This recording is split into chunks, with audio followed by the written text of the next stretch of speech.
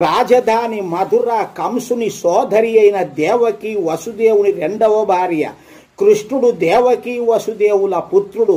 దేవకి పుత్రుని వలన తనకు మరణము సంభవించునని ఎవరో కంసునికి చెప్పుట వలన అతడు దేవకికి పుట్టిన 7 పుత్రులను పుట్టుకతోనే చంపివేశను. 8వ గర్భమున జన్మించు వాని వలన కలిగిన భయముతో చింతితుడయ్యను. కంసుని అత్యాచారములకు భయపడిన వసుదేవుడు గర్భవతి అయిన తన పత్ని రోహిణిని తన మిత్రుడైన నందుని వద్ద ఉంచగా ఆమెకు బలరాముడు జన్మించెను.